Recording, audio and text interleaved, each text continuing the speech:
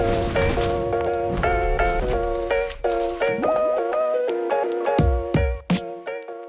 everybody, and welcome to another episode of the Ad Project Podcast. As always, I'm Joe, and I'm here with Mr. Matt Wickland. Matt, how are you doing today? I am fired up and ready to talk through some campaign strategies with you. All right. Good. I like it. Yeah. So in the previous episode that Matt and I recorded, really what we talked about is all the different ad types. So not just sponsored products, brands, and display, but all the different like targeting types and ways that you can utilize them. But what we didn't really get into is how do you tie that into overall strategies? So we definitely use all the different types of ads, but we make sure that when we're using them, they're tied into specific goals or outcomes we want to use for our advertising. We don't want to just throw every feature out there, but not have like identifiable goals and how we're going to utilize them. So that's what we really wanted to focus on with this episode, is tying it back to overall strategies and where these strategies really apply. So then when you're looking at your account as a whole, you can figure out which strategies really make sense to implement. We don't utilize all these strategies for every single account, but there's many accounts where we can use a ton of these strategies. And so it really depends on kind of what your key goals are as a seller, as the owner of the business, where your products are in the life cycle, what type of products do you have? It all ties back to these core strategies. So that's where I wanted to start there. And Matt, before we jump into strategies as a whole, I guess any other context or things you want to go through? I think you covered it.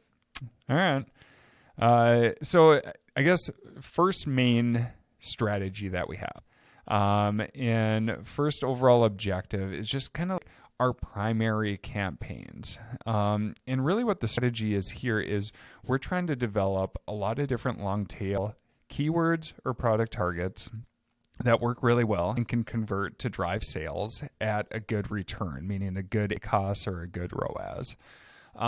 So our primary campaign funnel structure, we have this set up for everyone.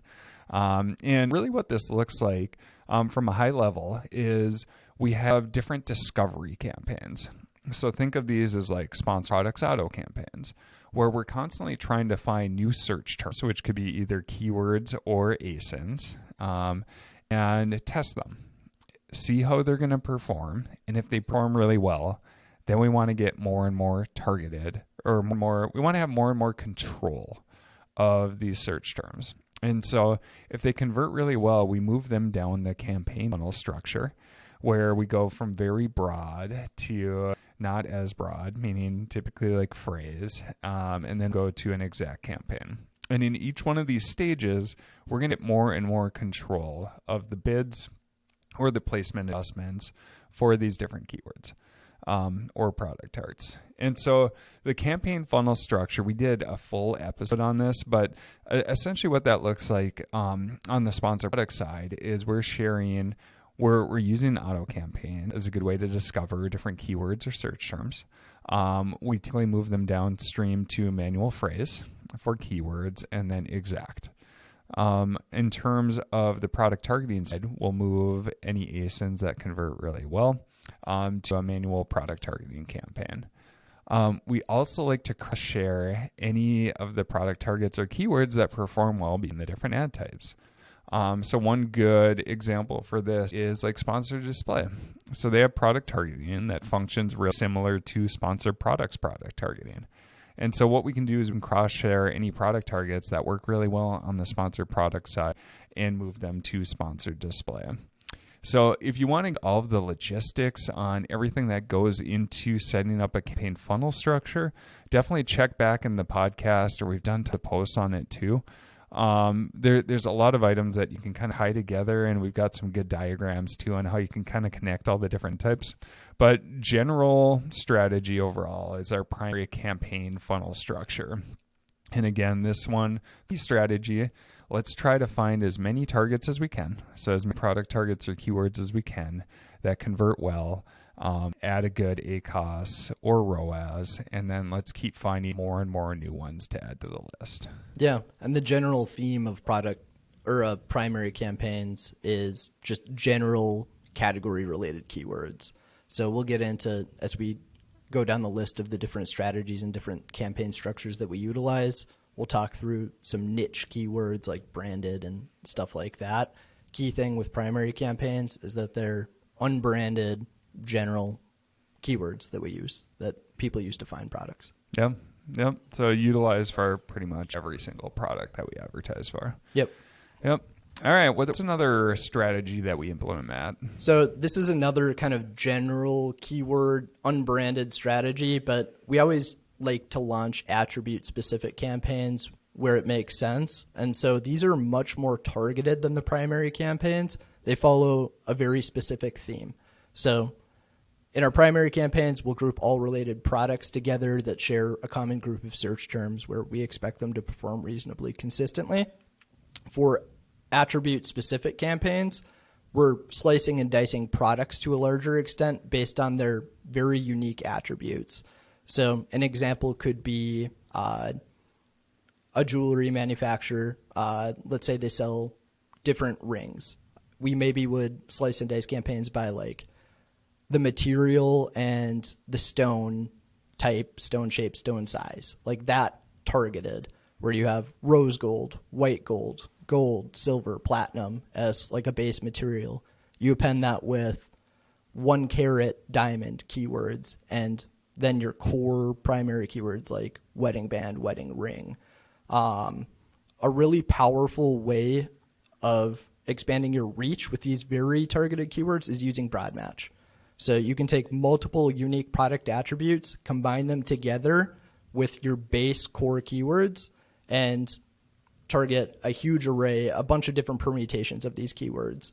So if you use phrase match or exact match with that type of structure, multiple attributes, you'd have to create so many different combinations to try and cover essentially the same ground as what you could with broad match. So this is a really good, very long tail strategy to reach somebody that's looking exactly for your product without having to create dozens or hundreds of unique keywords in your primary campaigns. And it also ensures that the ad most relevant to that search, to those attributes, is the one that gets the impression. Yep. Yeah, this is a great one to kind of build on primary campaigns, but then to be able to get much more specific on different attributes that people could be specifically searching for, whether it's size, color, or different type of material, different type of use, like any of these pieces where, you know, we like to group like products together, but there's variations for a reason. And so we want to figure out what's the reason for those variations. We can use our attribute-specific campaigns to really take those into account to make sure that we can get very targeted with our advertising overall, but complementing the primary campaigns that we just set up. Exactly. They'd be manual only too. Auto campaign isn't going to pick keywords of only a specific theme. Sure. So this is a manual keyword targeting only campaign that we utilize. Yep. So that's a great supplement to our general campaign funnel structure. So moving on to a third key strategy. So brand defense. So this one's always a little bit controversial. And so it's kind of fun to talk about. So brand defense, really the core strategy that you're trying to do is you're trying to defend your brand.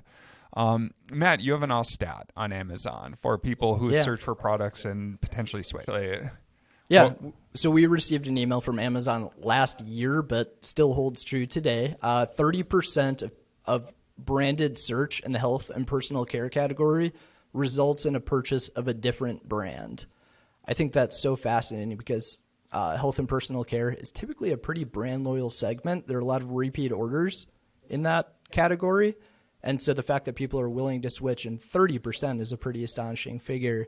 It just kind of goes to show how important defending your brand is, making sure that competitors aren't stealing your market share. When people want your product, help them find your product. Don't let competitors steal that business from you, improve their ranking at the expense of yours, and own that sale. Yeah. It really, it emphasizes too that people are very willing, even if they type in a certain brand, to go with someone else's product. So Amazon, it's a very hard place to establish a brand. And so really what brand defense does is it tries to push other competitors off those top ad spots. So like sponsor products, top of search. Let's try to push competitors off of there and let's advertise our own brands. Yeah. And so it's really equivalent, like on Google, if you do different searches and you see different ads like show up for the exact company that you were searching for, like, yep, they're having to pay for the click, but they're protecting themselves against other competitors who are going to try to steal their market share overall. So if we look at this strategy as a whole, typically it's going to convert really well.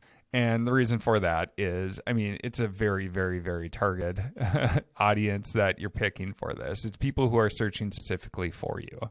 One of the main knocks against it that many people have issues with is they say, well, if somebody's searching for my brand, they're going to go find my product anyway. They're going to scroll down past the 3 ads and then they're going to find my product and buy it. So why would I spend money on advertising? And really the key thing that you see is, one, it's always surprising how many people don't even realize that there's ads on Amazon. So somebody may search for your brand. They're going to click on that top spot, that top listing, not realize it's an ad, think it's your brand, and they could just purchase it and move on. Amazon makes it seamless to purchase any products that a lot of people may not realize it. And I mean, just with the stat that Matt had too, like 30% of people like switching after searching for a specific brand, like that's pretty astounding. And so branded campaigns, brand defense campaigns, we like to structure them, separate them out. The key reason is that like ACoS is going to look really good for these because they're going to convert really well and you're going to have high relevancy, meaning you're getting a low cost per click. So just note too that like if your overall strategy is to decrease overall ACoS, like, you know, you may have some providers that just focus specifically on branded, but just know that that's what you're getting. We like to separate them out just to make it very apparent. These are going to have different goals. And really the key goal here is let's just try to push out competitors to make sure that they're not stealing your market share overall for brand defense campaigns. So I guess any other pieces to add for brand defense? Yeah, so it's really important for sponsored products, top of search. It's also important for sponsored brands, top of search, and sponsored brand video. Sure. So think about on any device, even desktop, first exposure is that sponsored brand, top of search placement. And then you get potentially a full row of sponsored product top of search placements. Then you get a sponsored brand video placement. Your scroll depth is like a third of the page by the time you reach organic listings, potentially. Sure. So it's a lot of opportunity, a lot of real estate for competitors to move in and try and steal your market share. And that's multiplied to a much larger extent on mobile because everything's squished down, fewer listings. Like you're going to have to scroll pretty far to find a product organically. And that gives so much room for competitors to swoop in and take that business. Yeah. So, and that it probably leads into the next strategy. Yeah. So walk us through that one. Yeah, it's another defensive strategy. To an extent, it's kind of a hybrid between defense and cross promotion. We call it ASIN Defense. And what it is product targeting your own catalog. So you're advertising your products, obviously. On your product page, you have that sponsored products carousel. You have sponsored display placements where competitors can own real estate on your own listing. With ASIN Defense, you target other products in your catalog to push those placements out and give shoppers an opportunity to convert for a different product in your catalog if they're not ready to convert for the one that they initially clicked through on. Yeah. So to help for like just visualizing this, what it looks like, say I'm selling like our fitness running shirt. And so I've got a brand, I sell a bunch of different running shirts. And so what I could do is on, say, my main seller, it's this black fitness running shirt. As you scroll down and you see the other sponsored products show up, we want to advertise for a lot of our other fitness running shirts or a lot of maybe even shorts or maybe even shoes or other accessories. As you get a little bit further out, it gets harder because you're less relevant to the product that's being shown. But what you're trying to do is you're trying to push out competition from owning a lot of the sponsored product ads. It's really nice because you don't pay unless somebody clicks on it. But if you can push them out more, you have less chance that somebody is going to defect to a competitor. Yeah. And your listing quality is enhanced so much when you have that too. Like your brand, your listings taking over your product page, it really helps for like brand callbacks if they don't convert immediately, or just as you're browsing through, this is a reliable brand you can trust. I don't know, it just gives a really good feel, a really good visual in the listing versus having a ton of different competitors dispersed throughout the page. For sure. Yeah. So what is like key goals, or how do you measure success of like an ASIN Defense campaign? Yeah. So, I mean, ideally you'd want to take over the full product page with ads from the remainder of your catalog, your full catalog. So competitors have zero real estate. That's one goal. That may not be feasible in some cases, depending on the number of parent ASINs that you have, ads available to take those slots. And Amazon, they're always tuning up their relevancy algorithm. So sometimes you can bid $10 fixed bids and still not own all of the placements on the product page, but in many cases you can. So that should be the initial goal. Take over the product page and then adjust based on performance. So we'll cover a lot of that in the optimization section, but oftentimes I'd have a slightly higher ACoS tolerance for ASIN Defense because there are defensive benefits associated with it, and potentially like market basket benefits too. People buying multiple products, being exposed to different products in your catalog so they could make multiple purchases. But typically ASIN Defense performance is astounding. Very good ACoS, very good sales volume too. So in most cases, it's going to be a very efficient campaign. So sales benefits, and then also profitability benefits. Sure. Well, so going to the next strategy. So we just covered a couple defensive strategies. Launch campaigns. So overall, and the reason why we want to separate these out is like a launch campaign is going to have much different goals than, say, our primary campaign funnel structure. So for launch campaigns, typically it's when you're launching a new product or trying to get it established again. So you went out of stock, you may need to run a launch campaign again, or very similar to a launch campaign to get it going again and build up the momentum. And really what you're trying to do with the launch campaign is you want to target highly relevant keywords or product targets, and typically focus on keywords from the start where you know that you should refer. So if I'm launching a new product and I know I should rank for specific keywords, let's target the highly relevant keywords. And what we want to do is we want to focus on the best converting ad placements. So whether it's sponsor products, top of search, or sponsor brands video, we want to really target some of those high converting ad placements. Because once we have somebody who clicks through and they purchase, that is a great flag to Amazon that says, okay, this product is highly relevant for the search term. Somebody just bought it. They just clicked through and bought it. And oh, look at the rate. Like out of a number of clicks, a lot of people are buying this product. So it must be more relevant. I'm boosted up in the organic rankings. And so with launch campaigns, really what you're trying to do, the key goal is to try to drive sales, to get reviews. And with those sales, and then with the sales initially, that's going to be good flags to boost up organic rankings. The reviews are going to help conversion rates, which then also give better flag. Like, okay, now even more people who click are buying. Let's keep boosting them up in their organic rankings. And so this just kind of leads the flywheel where you want to get those sales to get the reviews, which is conversion rate, which helps ranking. Organic ranking goes up, now generate more sales, which get more reviews, and then it's just this awesome cycle that can kind of build.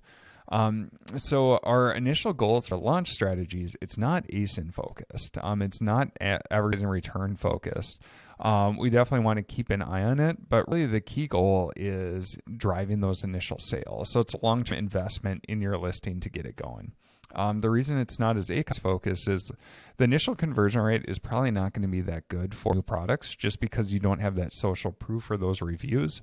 But really driving those sales is going to build up the reviews, will build up the social proof, which will build up the conversion rate, which will build up the organic rankings, which will build up the sales history and volume, which then, again, just spins the flywheel. So that's the key goal for overall launch campaigns. Yeah, exactly. And the next strategy is very similar to a launch campaign strategy, and that would be ranking campaigns. So much like at launch, you're very focused on trying to build organic rank and improve your visibility organically. A ranking campaign is designed to do that. The key reason why we'd segment a ranking campaign from like your primary campaigns is because it's going to use very unique settings. Again, we're not as ACoS focused, much like with launch. We're focused on driving sales velocity and maximizing conversion rates. So with a ranking campaign, we'll typically use fixed bid settings and very high top of search settings. So we're putting ads in the highest converting placements available and not really emphasizing like CPC or cost efficiency per click, really trying to generate just very high converting clicks. When you have that high conversion rate, when you increase sales velocity for specific keywords, it's going to improve your ranking for those keywords. So ranking campaigns, you pick keywords that are rank critical or ones that you'd like to rank for, ideally high relevancy. Like if you have a set of trail running shoes that you're advertising, like chances are, you wouldn't run a ranking campaign for the keyword shoes. It's extremely competitive. It would take a massive budget to break into it, depending on what the brand is and what sales velocity is for competing products. But picking like men's trail running shoes, that's a viable keyword that you can use those unique ranking campaign parameters for to increase your sales, maximize conversion rate, and climb and improve rank. Yep. So very similar between launch campaigns and ranking campaigns. Ranking are typically once you're more established, Right. like what Matt was saying. And it's really trying to maintain and drive that organic ranking for, again, focus on highly relevant keywords. Don't try to rank for super high volume, but really broad keywords like shoes. How many people who type in shoes are looking specifically for trail running shoes? There's some, but a ton that aren't. And so you want to stay much more niche in what you're targeting there, but then really help to drive those core keywords that are really going to drive your growth and kind of establish yourself on Amazon. So we've talked about defensive strategies. We've talked about like launch and ranking. Now let's go on offense for a little bit. So overall, we've established ourselves. We're defending our brand. We're ranked really well. Now let's go expand our market share. Conquesting strategies are really fun ones to do for that. So for conquesting, really what we're trying to do is we're targeting our competitors with our ads. And what makes it more fun is if those competitors are not defending their brands well, it makes it a lot easier. And so what we can do is we can specifically use different ads, like say sponsored products, to target their specific brand. So if somebody types in their brand, our ad actually shows up first. There's going to be some people who click on it, just like we talked about for brand defense, and they're going to come over and they're going to purchase from us versus that specific brand. The other way to go is product targeting. So let's show on their product detail page and let's try to own as much space as we can on their product detail page. The more times they see us, the more times they see our products, the more likely they are to click over and actually purchase from us. So this can be a great way to increase market share and increase sales overall. If you look at it in terms of like a cost perspective, typically these are going to be a little bit higher in terms of ACoS just because you are taking somebody who is already searching for a specific brand and then you're trying to convert them over to your brand. They're not as familiar or they're not quite in that frame of mind where they're as open to searching for other products. But as Matt said, like the nice thing with Amazon is people shopping on Amazon are typically not tied to any specific brand. Some are, but they're much more likely to switch on Amazon just because switching is so easy. So that's where we have a lot of fun with these campaigns too, to really increase overall market share. So anything to add for conquesting? No, I think you covered it. I can cover the next two strategies. Sure. I'm going to group them together. They're two different campaign sets that we run, but they have a lot of common variables between them. So catch-all campaigns and seeding campaigns are kind of the final piece of the structure. So things they have in common. Catch-all and seeding campaigns both have low bids, and they target a high quantity of products within them to improve your relevancy score when entering the auction. So key thing, very low bids with each of these campaign types, oftentimes in the 5 to 15 cent range would be most typical, somewhere around the 10 cent range being the most frequent, like common bid that we'd use with these. Catch-all campaigns are just an auto campaign that groups all products together within the same ad group, run at those very low bids. Typically, I use dynamic bidding up and down with this. We wouldn't use that campaign bid strategy in pretty much any of the other campaigns, with some exceptions, but catch-all we do because the base bid is so low, that 10 cent bid. Even if it's doubled and then doubled again with 100% top of search placement, your 40 cent maximum possible CPC is still economical for most sellers, most categories. So catch-all campaigns, just, if we can get clicks at that low of a CPC, let's get them. Amazon screens products for search relevancy before giving you impressions. And so most of the search terms that come through are relevant. We also run catch-all manual campaigns in many cases too. And all that's doing is taking our winning search terms, those with conversions, and bidding them very low. And we have some keyword redundancy with that approach, with our primary campaigns most likely.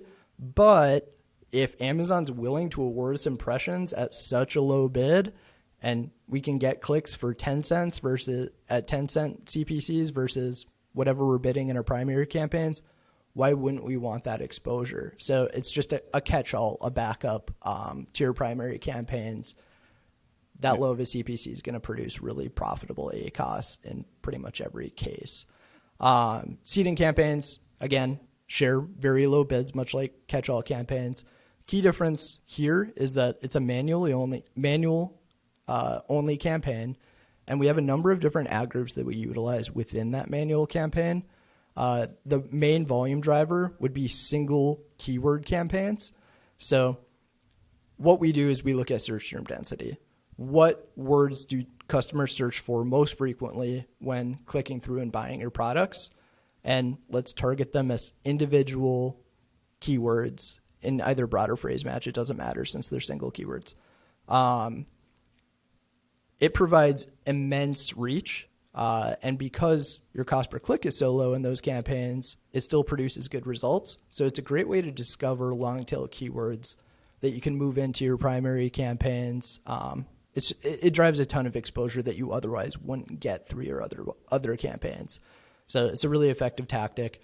We have other ad groups too within seeding campaigns where we'll combine different combinations of listing title keywords, different product target groups or category target groups with refinements and good stuff like that. But the key element of a seeding campaign, like the core of it, is that single keyword ad group where we can get an immense reach, still reach relevant searches, and have a very healthy ACoS because cost per click is held so low with that very low bid. Yeah.